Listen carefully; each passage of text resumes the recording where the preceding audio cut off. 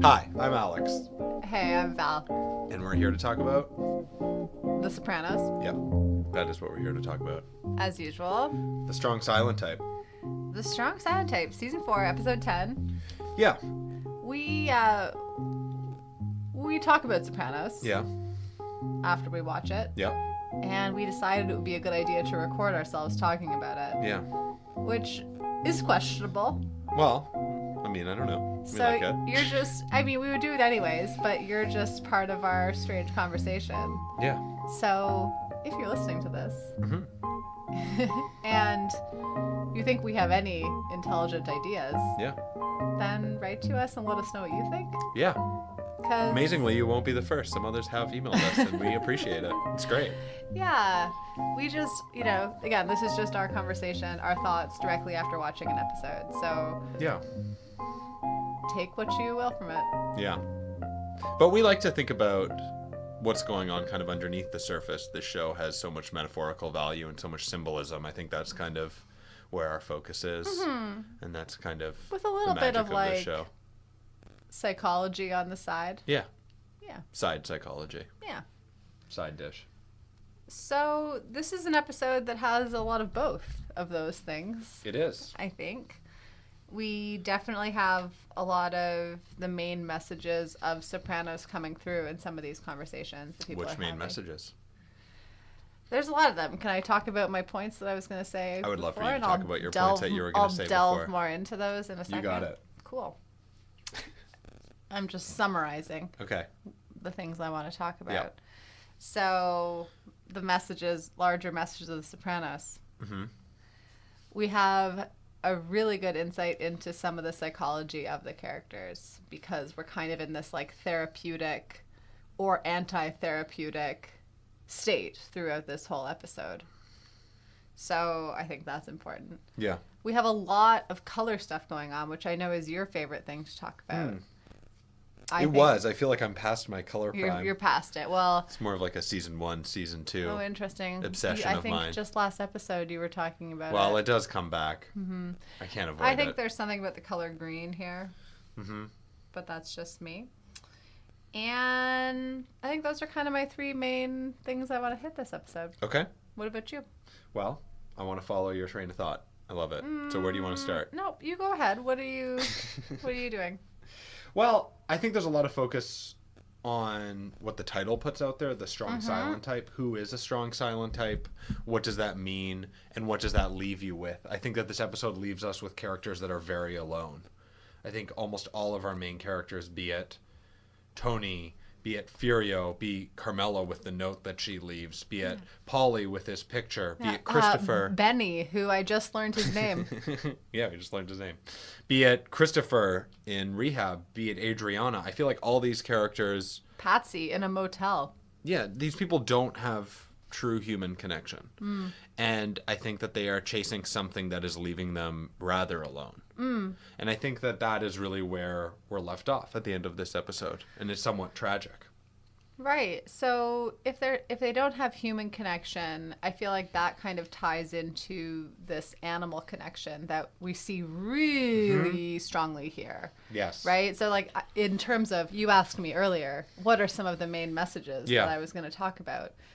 That is certainly one of them, right? So we have a lot of reflections on particularly Tony's Yeah. relationship with animals, including insight into his therapy session, which focused a lot on Pyomai and the ducks and other animals. Yeah. We have him during Christopher's intervention having like a huge breakdown over Cosette, Yeah. which maybe we'll talk about later. Yeah. But Now I we think, don't need to make weird allusions to Cosette like we have been all season. I know, all season. Every time I see her, and like you don't see her, I don't think, before season 4. Yeah. And if you've seen this show before, you just know what's coming. No, I think maybe. Anyway, yeah. So Well, it's been even hard if for you me do, to I stay know. away from talking about Cosette. Listen, we're pretty good with like characters. Mm-hmm. We're trying not to give spoilers. Cosette, it's bad. But it's another animal relationship, right? Yeah, well, exactly. Adriana has something in Cosette that's obviously very important to her and a bit of a breaking point in her relationship with Chris. Yeah. So it really starts to fall apart at that moment, which is interesting when things are really falling apart for Tony based on Pyomai's death. Yeah, and then we have characters who don't have that, right? We have Chris who sits on Cosette. He doesn't give a fuck. No, he doesn't. Even after the dog is dead. We have... He says that Cosette crawled underneath him. Right. We have Benny and Lil Polly who are burning the portrait of Pyomai. Yeah. And we have Polly coming to rescue that portrait. And interestingly, Polly sees something in that portrait that he wants. He states that it is worth 25, 30 G's, which is incorrect. And we've actually seen how much it cost. We know how much, 5,000 or 6,000, I think? Something like that. It was not 25 or 30. Yeah. But also it's interesting because when Polly is hanging it up on his wall, it's actually framed in a way where he's standing directly in front of Tony. So all we see is Polly and the horse. Yeah. So there's a relationship between Polly and the animal as well. There's something that he's attracted to there. That's interesting and in a kind of subtle way is suggested through the way that that shot is framed in his house when he's putting it up. Yeah. And obviously he's bothered by Tony, by having Tony in his home, kind of watching him. Again, there's this focus on eyes, which we've sort of seen before between Junior and Pyomai even. But there's this kind of presence that exists in his home that makes him feel uncomfortable that Tony is watching him. Yeah. So, and we have other kinds of like references to animals in this episode. So for example, like in the opening scene where Christopher's getting high and watching, I think it's the Little Rascals. Bigfoot? The Bigfoot kind of thing? Yeah, I think it's Little Rascals. Okay. And it's supposed to be a bear. I think that's what they say. Oh, okay. They're like, the bear is coming. Yeah. Like, but we have this kind of like weird animal attack going on in that part of the show, which is interesting. But then at the very end, when Cosette, like after Chris sits on Cosette, the last thing we hear before that scene shifts is like tweeting birds, kind of like the sounds you hear like in a cartoon where someone gets knocked out and they have birds like tweeting around their head. Do you know what I mean? Like that was like a really similar sound effect. I think also like, so I said I was going to talk about colors as well. I think there is something with this color green, and maybe it links into, you know, what we've talked about before in terms of like seeing greenery behind characters or seeing this kind of like elements that are larger than these characters. Yeah. And I think that there is something for some of these characters that's larger than their relationships, or at least how they interpret their relationships with people. Like we hear Melfi say about the green. So a lot of like Carmela's wearing green. There was a lot of green last episode. I've been seeing green. There's this green lava lamp. Like it's coming up. Even around Pyomai, I think there was a lot. The stables were overwhelmingly green. Yeah, there has been a lot this season, particularly in the last 4 episodes. Yeah, so I've just been kind of paying attention to that. Again, I can't quite I can't identify really what it's symbolizing beyond kind of just drawing some connections between the different things that we've thought about before. But we have characters who are interacting with animals in different ways. I think the scene with Tony in his therapy session with Melfi, when they're actually delving into it, right? She says to him, the only time you've shown grief has been around animals, right? And she talks about this stuff with Pyomai. We weirdly see him crying and then suddenly not crying in the next shot, which is really interesting. Right. But he's talking about Pyomai and he's crying, and she's like, the only other time I've seen you be this upset or whatever it is she says is with the ducks, and you were worried about something bad happening to your family. Yeah. So again, I wish I was better at defining what exactly that is or what that means. Yeah. But there definitely is something to do with animals, and I was also going back, obviously, but no, I was going back to also in this episode we deal a lot with like European culture versus American culture, and I feel like there is a difference in how we in North America treat pets as opposed to other places in the world that I've lived or visited. And there is this kind of difference between wildness or like animals living naturally versus kind of domestication. So I was trying to see if I could tie that into. But again, we just finished watching the episode, Yeah. so my brain hasn't had a ton of time to Yeah. solidify. But that was the other kind of tie-in to that I was thinking of. Well, there's a couple interesting things. Like, Pyomai is obviously very important to Tony, and it really does set him off in a way that people haven't. And he talks about, in Melfi's appointment, how he feels like this sad clown. And yet, Melfi kind of calls bullshit on that and says, well, you know, you really haven't been depressed. It's been more a response of rage over sadness. And it's interesting because this grief over Pyomai actually reflects in the psychology, in the therapy sessions, more his extreme, you know, grief and being upset over ducks and other animals. And also the thing that's really interesting for me in this one is that we just have Tony coming out of dealing with Pyomai's death with rage by killing Ralphie. And now we have him saying to Christopher, right after, you killed little Cosette, I ought to suffocate you. Yes. Which is something that he actually says twice, which is obviously what he does to Ralph Yes. in the last episode. So there's something where the manifestation of Tony's feelings of these things happening to the animals that he cares about is taken out through rage on the people around him. Totally. So he's actually dealing with Chris in a very different way before he finds out about Cosette. So it's a very personal thing for him, and he does deal with it through rage and anger, even though he's presenting it to Melfi as being in a state of grief and being in a state of being sad but putting on a happy face. But the reality is that he never really puts on a happy face. No, except when he's like creepily angry and smiling, Right. which is scary. Right. But he talks about here, like, he gets so upset, right? Like, he's like, I'm going to suffocate you, whatever. And then he's like, I just know what it's like to lose a pet. Right. And so for him, that's the egregious kind of like sin that's being, that's being done here, is that Chris killed Cosette. It like turns into this different thing for him. Whereas for Chris, it still remains, and it's referenced in this episode where Tony's kind of like trying to talk some sense into him. Chris is focused still on the fact that Tony gave him the name of the cop that maybe killed his dad. Right.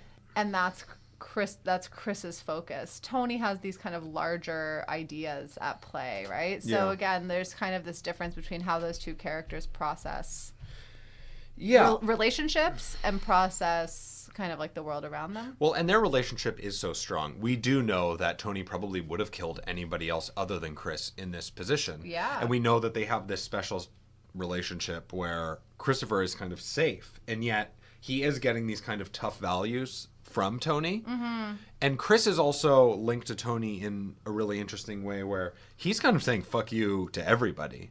And he's kind of in a position where he's incapable of acting like a professional in his environment, like a partner to Adriana. He's kind of crossed a line where he's not really able to function. And he doesn't really care about this intervention. And yet we see when he sees everyone, he's kind of like, fuck this. But then when Tony tells him to stay, that's when he stays. Yep. So Tony does still wield power over him. And Chris is really only responsive to him. So there is this kind of power balance there, and this relationship where Christopher is really indebted to Tony. And he does bring up the thing with Barry Haidu, you know, regarding his father. And we do kind of get a feeling at the end that this is a bit of an ultimatum from Tony. Yeah. Where he's saying, this is it. Like, you have to change or else that's it. And at least where the episode is left, Christopher has listened and he is going to rehab, where earlier in the episode he was punching Adriana over the same thing. Yeah. I think there's something there, though. Like, I wish I had written down exactly how Tony says it, but in that discussion where Chris brings back up Barry Haidu. Yeah. Which, thank you for remembering his name. Very important information. I think, like, I forget exactly how Tony says it, but I think, like Tony says something like, we've been through a lot together, right? And Chris immediately interprets that as about this Barry Haidu thing. Right. I think Tony's talking about the stuff with Ralphie. Mm-hmm. And maybe... I mean, he could be talking about a lot of things. He could be talking about a lot of their things. Their minds are in different places. But I was wondering while I was watching this episode, like, we've definitely seen Chris's drug use ramp up in the past season. Yeah. But I wonder if the writers are showing us that it's somehow worse now since that stuff with Ralphie. I can't quite, like, I don't know. Interesting. I don't know. It's definitely focused on in this episode. Yeah. But I was just thinking about that, right? I hadn't thought about that. That's interesting. It's definitely us, like, you know, beating Adriana and killing Cosette is pretty... I mean, that is an interesting question. For Christopher, how much is it just the spiraling effects of drug addiction and getting into heroin, which we've seen the slow process, and now it's kind of escalating at a quick rate. But we have to wonder how much of it is that, just the kind of spiral out of control, and how much is, what is he trying to escape? Yeah. Psychologically, why is he engaging with drug use? Yeah. What happened? Is it just a simple, it happened and it got out of control? Or is he trying to deal with something specific that we've seen? Yeah. Well, he doesn't, like, so that's where it kind of, for me, ties into the animal thing, and to kind of go full circle on this. Like, Chris doesn't care about animals. No. We've never gotten a sense that he does. He tells Adrian, I'll get you another dog. He'll get her another dog, yeah. He does care a lot about drugs. So, like, and we've talked a little bit about animals being this kind of, like, naivety or this, like, escape, this, like, taking yourself out of the situation you're in and kind of investing it in these things that are easier to have relationships with, right? Like, animals don't talk back to you. Animals don't, I mean, they don't. You made a weird face. No, I didn't. Oh, okay. Sorry, you guys can't see my face, but apparently it I looked can. weird. It looked weird. Like, he thought that animals did talk back. No, I don't think that. Okay. They always, like, a dog will always come, you know, running to you when you come home from work at night. Also, our cat will do that as well. But Christopher doesn't have that. He's maybe one of the characters who's lacking the most in kind of real connection. Yeah. And they although they really emphasize in this episode how, like, Adriana is still so, like, loving towards him, even though he killed her dog. Yeah. She still, like, has her arm around him and is, like, bringing him to therapy. And abused her. and punched her in the face, a number of times. So he, like, I feel like he, above many characters, has the most problematic relationship with other humans. He really doesn't have that. Like, even when this friend brings him home, right? He's like, "This is my friend," and Adriana's like, "What? Like, what are you talking about?" Right? Like, he doesn't have that connection to other things. He really is isolated. And we've talked about how he's isolated before, like how he's isolated kind of in his age group, right? We see the only other guy who's in his age group, Benny. Benny. I've always wondered that guy's name. Right. And now I might remember it for next time we watch this episode. How old do you think little Polly is? He has gray hair. I know, but, you know. Christopher said he was going to get wings when he was taking over the crew. I know. I think little Polly is older than Chris and Benny. Okay.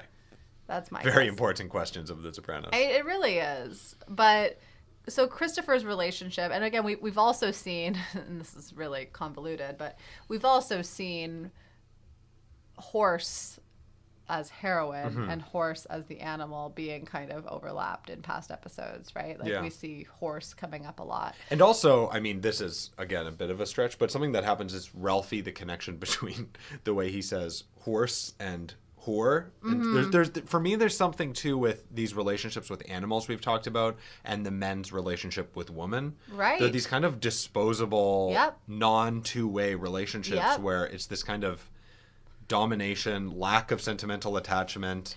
You're supposed to just be able to come home and they're just there like an animal. Yeah. Right? And, like, when Tony gets upset with Carmela for cutting her hair. Yeah. Or we're supposed to talk about this, you know, or we hear that Rosalie had an affair with Steve from the gym. And that would be very much outside of what would be expected of her but all these guys. And there's a reference to Syl, who Chris says it to him in that amazing intervention that they have. Yeah.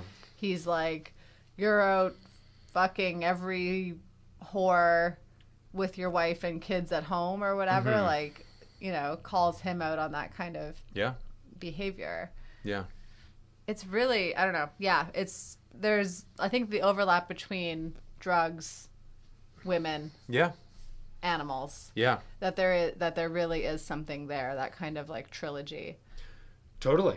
I think so. And even Valentina's appearance in this. Right. You know, who she is going was to introduced eat the at medallions the of veal. And always, I mean, she's always wearing the animal Prints. clothing. Yeah, animal prints and yeah, and her, I mean, that's the only conversation they have. They're talking about Ralphie's son, and then she responds with, I think I'm going to have the medallions of veal. Like, the relationship is already kind of devolving into nothingness rather quickly. That's like the biggest nothing. Yeah. One of the other, like, just again surrounding animals is there. And also also like the cruelty to animals through veal that's insinuated. Yeah, no, I know, it's amazing. Yeah, sorry, for me that was like unspoken, but yes, the medallions of veal. She gives zero fucks about animals. Seems it. I mean, I'm not judging anyone who eats veal. Italians do like veal. Yeah. And you know. I know. But again, like you can be so upset about one thing and then something very similar and you're not upset about it, right? It's very hypocritical. It is just an interesting statement that the writers chose. Oh my gosh. I mean, everything. The other scene that I think is really interesting in terms of animals is when Adriana's in the car with Agent Sanseverino and she's asking Aid all these questions. And then there's this car that pulls up. We focus in on this dog in the window. Agent Sanseverino notices it. Aid notices it and starts to cry. And then the car backs up again. Like, it just kind of like popped into this scene and then went back. And when I was watching it, it was just, I was really highlighting that, like, how animals can kind of elicit this emotional response from people, right? So for Aid, just the appearance of this dog could bring back all these other feelings, right? It brings back this whole scenario that just happened with her coming home and finding Cosette dead and Chris had sat on her, right? Yeah. And I love how they just have it like come in and come out. Like, it's not realistic. The car would continue to drive straight ahead, right? So it's just really like, it is this kind of like imagery that's kind of like popping in and disrupting our normal emotional behavior and then getting pulled away. So totally. I liked that scene. Yeah. But yeah, we have some really hard scenes, I mean, to do with Chris's drug use in this episode, too. Oh, sorry. Before I say that, one other thing I wanted to point out was just in terms of the animal stuff, Carmela was wearing leather pants. So again, kind of like the veal, medallions of veal. Right. Interesting. I missed that. Wearing leather pants with like a brightly colored shirt. Good one. Thanks. Thanks. What was I going to say? Oh, yeah, Christopher's drug use. So we have this amazing intervention that happens in this episode. Goes great. I think it goes pretty well. Like, we have Adriana talking about how Chris can't function as a man anymore. Right. We find out that, going back to animals, how the intervention leader was caught stealing a bunch of, what was it, pork tenderloins? Yeah, that was, I didn't quite catch that one. There's also reference to, like, Tony eating too much. Christopher calls his own mom a whore. It's really something. It goes medium bad. Yeah, but it goes to this. So, like, the other part of this episode, I think, is this kind of like psychological or like, I'll call it like psychiatric treatment kind of element of this show, right? Which we have gotten because of Melfi, right? She's the character that usually kind of gives us this insight. But we really see the differences between how people treat these kind of like hard emotions or grief or addiction. And we see how different characters treat these things really differently. So, you know, even like, you know, the messaging, how do I say it? Like the pamphlets that Adriana is receiving, right? They have these like trite kind of messages on them. We have, you know, this Dominic, who's an addict, running this intervention session with someone like Paulie, who clearly doesn't believe in this at all, right? He's like, he doesn't follow any of the rules of the intervention. He's not supposed to be blaming. He is blaming. So we have all these characters dealing with it in different ways. There's a great back-to-back shot of Furio crying, right, after he... Again, we'll talk about that relationship. It's still one that kind of irks me a little bit, but whatever. When we have him crying after not going into the house to see Carmela. And then Tony being like, Tony hasn't even seen him since he got back from his dad's funeral, and Fear is crying, and Tony's like, "What's wrong with you?" Like, well, interestingly, Tony says you have to get over it, and then we have an immediate edit to Tony crying. So that's what I was just gonna say. So we have this back-to-back scenes of Furio crying and that being unacceptable, Tony crying and that being acceptable, but he only does that when it's regarding animals. Yeah. And Melfi really like hits him over the head with a lot of stuff this episode, right? She talks about things. She's like, you've caused a lot of grief. Or sadness. You've caused much suffering yourself, haven't you? And then Tony actually, the way James Gandolfini acts it, it seems like he acknowledges that, but then he immediately reverts to his typical behavior of passing it on to somebody else. And in this case, he passes it on to God. He says, what kind of God does this? So he's incapable of actually owning his actions. Yeah. Even though that's a rare moment where he does actually acknowledge that he has caused a lot of suffering himself. Yeah. Yeah. We also we have Chris then, so we have this whole intervention. I'm just trying to think if there's anything that I wanted to say about the intervention. But we have these different kind of like therapeutic environments, right? Yeah. So we have the use of drugs, right? That's a therapeutic technique. It's not the best one, but it is one. We have this intervention. We have Tony in therapy. We have Carmela and Rosalie confiding in each other about these affairs, right? Yeah. Like they're really being very honest with each other. Carmela, feels like she's real and they can communicate. He looks at her like she's beautiful, right? So we have these kind of things. But then we have Chris checking into Eleutheria House, which in reading Sopranos Autopsy, he says means freedom. And so I was thinking about kind of the messaging that they're sending about like psychiatry as a field, or like the field of addiction treatment as a field. Yeah. And if the writers of this show do have enough faith in that they would, choose this word freedom, or are they being sarcastic and it's really a trap? Right. Chris goes behind these like locked doors where you need a buzzer to get in.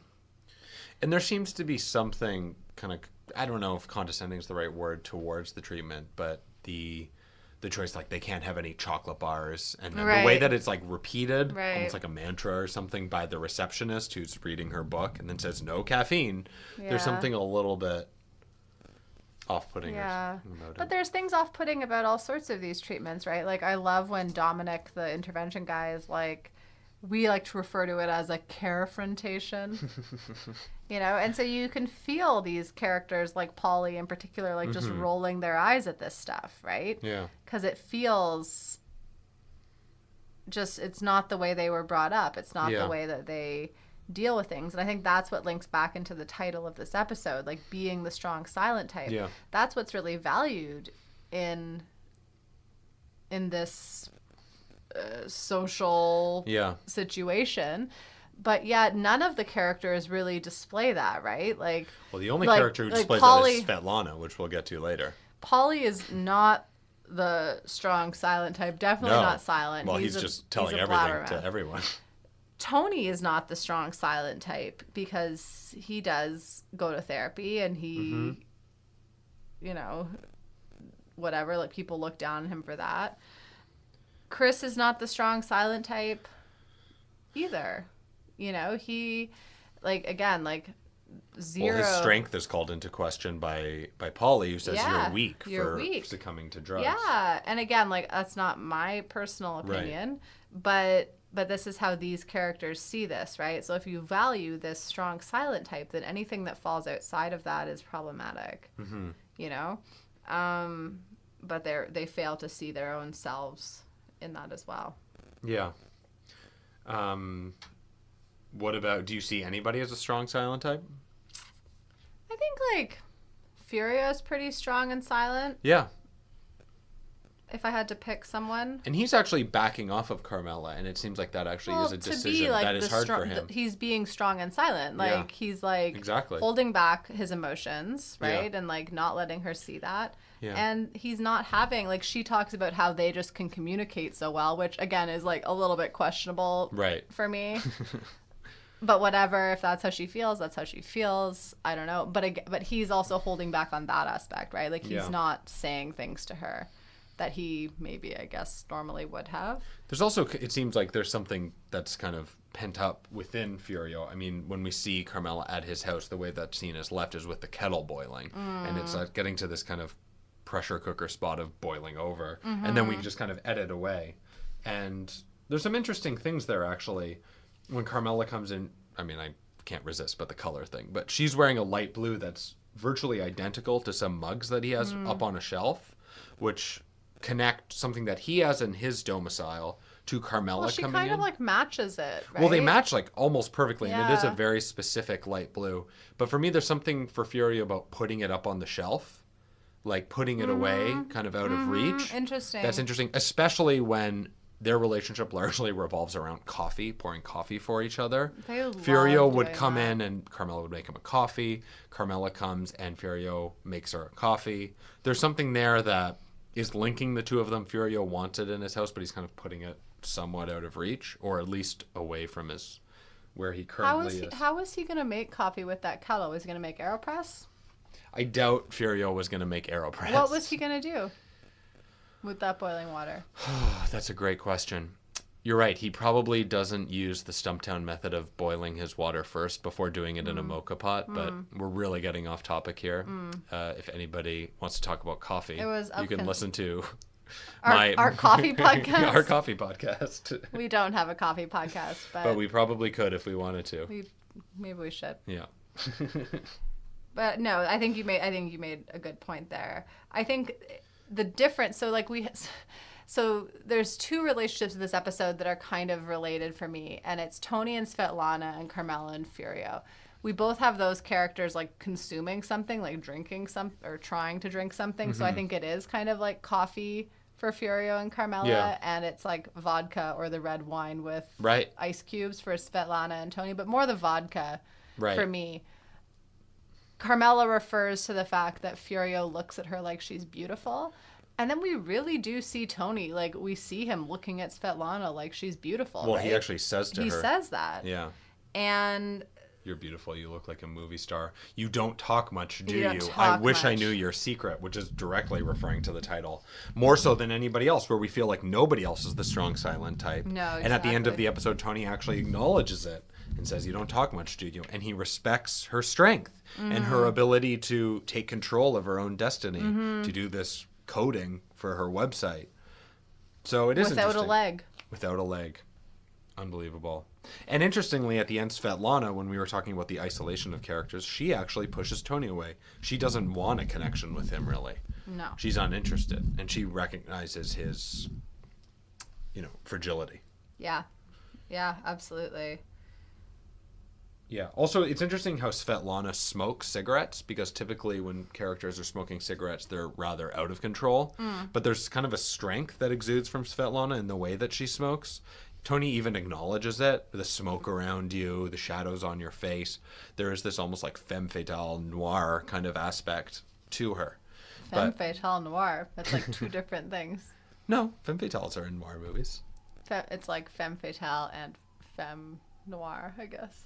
No, I was thinking film noir. Film noir, that's right. Yeah. Anyway, but there's something with Svetlana. She possesses that symbol of a cigarette very differently, and I think that Tony is drawn to it because he's typically out of control when we see him with the cigarette, and he sees Svetlana as very much in control and strong and silent, and there's something attractive about that for him. And there's something here about like being non-American. So like when we see Furio coming back from Italy, he lands on footage of a plane that wasn't filmed by this film team, and he's driving and he sees all these American flags on gas stations. Like, it's so ugly and strip molly, and he's like, and he is this strong silent type there. We also have Svetlana, and she says a line, and again, I didn't write it down, but it was like something along the lines of like, oh, you guys always look to us for like inspiration or something. It's not quite, I'm not quite hitting it on the head, but she's like, it's in that conversation. No, she says that's what I'm here for, to inspire people like you. Exactly. Yeah. So for me, there is something like kind of that these characters are emulating that they can't quite grasp as Americans or as themselves. I'm not sure exactly, but there is something that they're really trying to make clear in this episode about our like quote unquote foreigner characters and our familia characters. Both about like kind of like how they deal with their emotions, but also their strength. Yeah, totally. I feel like, yeah, again, just isolation. There's so much going on where pretty much every character ends up on their own. Even earlier for me, there was something between the Carmela Furio thing where Furio is left very much alone at the end of the episode when we see him sitting on his own in his house, listening to his weird music. That making like some kind of yummy pasta. Well, that's an interesting way, the way that they compare that to Tony, too. They're editing, and that's actually the moment that I was talking about at the beginning of this podcast episode with all these characters. But there's edits between Tony and Furio. Furio preparing his pasta in oil. He's kind of simmering the oil, probably for like an aglio e olio kind of thing, compared to Tony, who has been left a pasta dish in an oven-ready pot that he's putting in the microwave. Furio drinking wine, editing to Tony drinking milk. And then editing, interestingly, from there to Polly with the picture. Right. So there is something about the isolation that goes beyond those two. Yep. Even though there's a direct link between Furio and Tony, through their relationship with Carmela, the isolation goes further than that. There was an interesting one also, to kind of bookend it near the beginning of the episode, between Carmela and Furio. For Carmela, shot just after she gets the gifts, and she's going through and she gets the one for AJ and the one for Maedo. Maedo.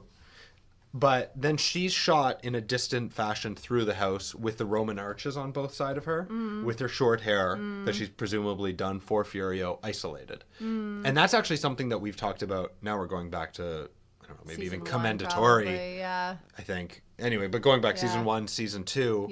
But the Roman architecture within the Soprano home, the connection there to Italy and Furio, but also her isolation amongst this kind of like classic pillar-like forms, where she's just in the middle of it. And she's in the middle of the shot and she has nothing around her and she doesn't have what she wants and she's left kind of pining for those things. Yeah. We also have this scene with Silvio, Patsy, and I think Alberisi. Okay. When they're at Vesuvio's, and there's that mural in the background. We have focus on the mural there, which is like this Italian Roman kind of scene, right? And they tie us back into, I mean, all those characters kind of deal with that differently. They tie us back into the last episode where they say, if Tony did do this, blah blah blah, right? Whoever and so did this. So the capos in this episode are really questioning Tony. Again, it kind of ties over this ambiguity from last episode, but it's placed in this space that's unique to this episode. Yeah, totally. What else? What do you think about, like, I want to talk more about Polly and the painting. Yeah. And what that means to Polly. We talked a little bit about it, but the connection to Napoleon and Tony, I just wonder, like, what's there? What's with that? Was Napoleon a strong silent type? I was like kind of running through all these questions in my head. That's a good question. You know, was Napoleon not a strong silent type? He was really short. Does that mean he wasn't strong?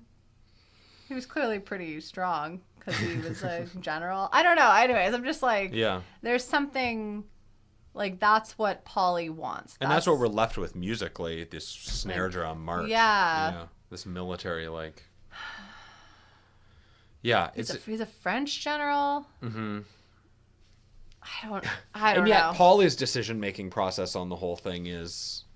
Well, he felt like Tony was kind of watching him, I think. Yeah. That was the problem, right? Like, it looked too much like Tony. So he tries to make it a kind of more, like, classic portrait. Yeah. In a weird way, but... Anyways, there's something... You know what? Email us your thoughts. We'd love to hear it. Yeah, please do. And, like... And then also Polly's relationship to Pyomai. Yeah.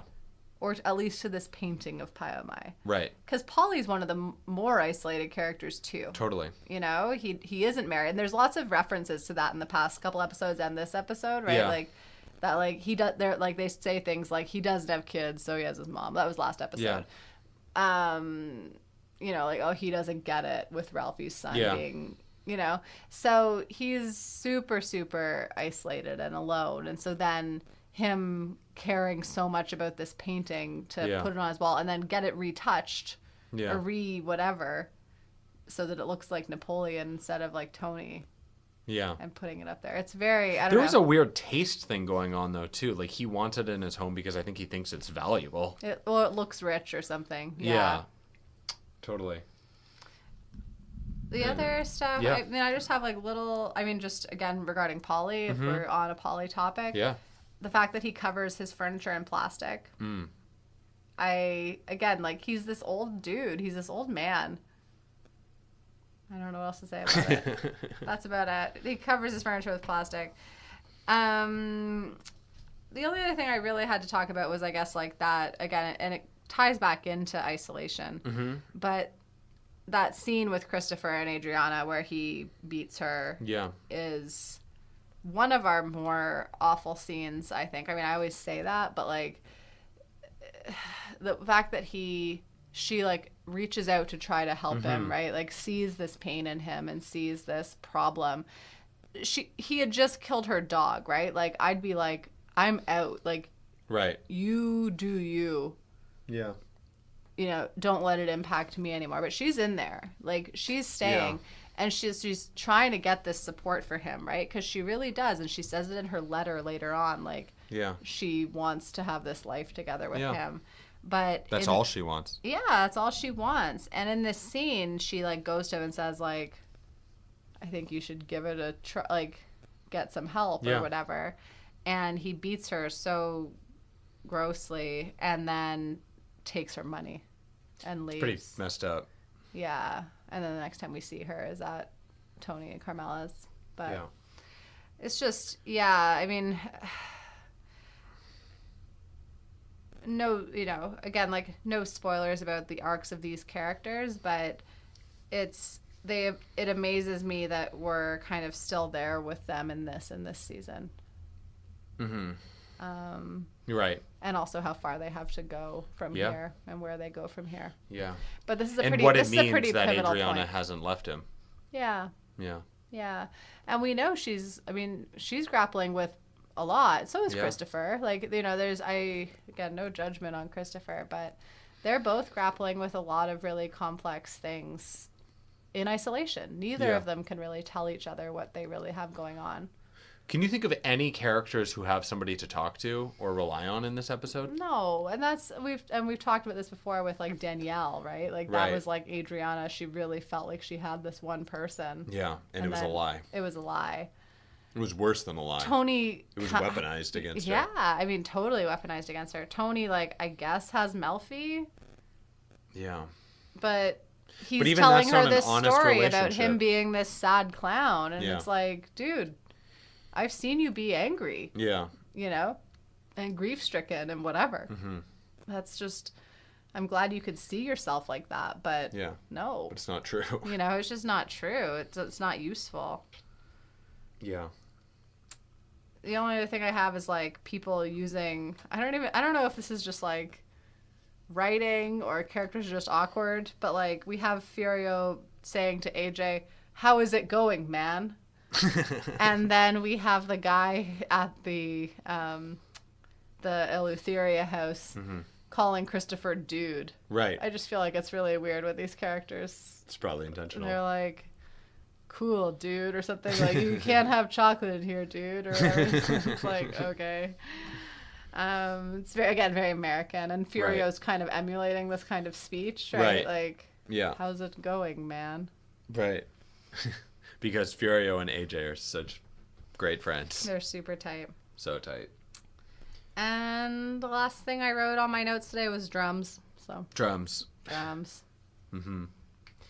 I have two very small things from... Oh, I have one more thing. Oh, what is it? Let's do it. Why do you think Furio gave Maedo the Divine Comedy? It's interesting. It's kind of a thoughtful present, actually. I mean, based on her interests in literature and what she's been studying. I mean, of all the things he could have brought back from Italy, it probably is rather thoughtful in terms of who she is and what she cares about and what she might appreciate. Yeah, I feel like there's something deeper there, but I don't know the Probably. Divine Comedy well enough to... Right. Yeah. Yeah. Sorry to interrupt. No, that's good. You had something you were going to talk about. Just really small things. I mean, near the beginning of the episode, a lot of people watching TV, there's that bear thing I kind of saw as Bigfoot, somebody being trapped by the little rascals. Also, Adriana watching television at the beginning, which harkens back to watching too much television, the episode in this season. What was she watching in the beginning? There's like a guy with a switchblade that pulls, and then almost like old Batman music. When she comes back to the house and Christopher's still there watching. I can't remember exactly. I think it's Adriana watching it. Anyway. No. Okay. Well, there's a lot of television happening. There is. There's a lot of movies that are being shown. Yeah, and, there is. Yeah. Yeah. And it's interesting. And I think it also goes to this kind of isolation topic. That's all people are investing in, and that's all that they have. Yeah. And it's not interpersonal. It's Yep. somebody in a television, and they're getting values from it, and they're not getting anything deeper. They're not having a human response. Yeah, and that's the thing, like, about being a strong and silent type that I find it's very, like, I don't know the right word that I'm looking for. Sterile, maybe. Like, I don't really like to be friends with people who are strong and silent types. Like, in order to be that kind of person, you are isolating yourself from people. Right. And you are hiding your true feelings, and you are closing your mouth and silencing your voice when maybe you should say something or stand up for someone. Right. You know, I think like to when like Tony, when he first sees Adriana with her black eye, he says like, "What did you do?" You know, like if I wish there was someone there who could stand up for Adriana. Yeah. In that. But nobody really was. Not Carmela either, you know? So it makes me sad, this, like, value placed on people being the strong and silent type. Because I think it's, like, one of the least human things you can be. Yeah. Totally. And that's the thing about our characters here is, like, they're isolated and they're putting themselves into these positions where they're not able to have, like, true human reactions. Like Tony not being able to feel grief about Pussy dying, his mom dying, whatever, Ralph right? dying. All the people he's killed. Yeah. Yeah. So. Even like his system of dealing with these things, we see near the beginning of the episode him giving money to Ronnie, Ralph's ex-wife, which continues this long trend of him dealing through these issues that he's created and making himself feel better by just giving people money. Think about like Beansy or all sorts of other people. There's kind of countless examples. And for him, that kind of is a moral ability to kind of feel better. Yep. It's kind of a write-off. Yep. So he's kind of buying his way out, which is not actually doing anything. I mean, he's not paying the price for his actions, and he's not reflecting on them, and he's not changing. One of the only other things I have is when Tony is in Melfi's session, he blows his nose into a, what are they called? A handkerchief? Mm-hmm. Which is like the one that he lent to Ralphie in the last episode when Ralphie came to him and like Tony offered him his handkerchief. Oh, interesting. And Ralphie blew his nose like really aggressively into it. And this episode, Tony blows his nose very aggressively into it. Oh, I missed that. I know. Job. So important. Wow. I think that solves everything. But Ralphie was kind of an emotion. Ralphie was not a strong silent type. No. You know? So there is this like level of expression. Anyways. Yeah. Feeling your feelings. Yeah. It's a good thing to do. It's good. Yeah. Feelings. They're good. Thank you for listening. We appreciate it. Thanks. We are closing up season 4. Yeah. That's right. So 3 more episodes to go. Yeah.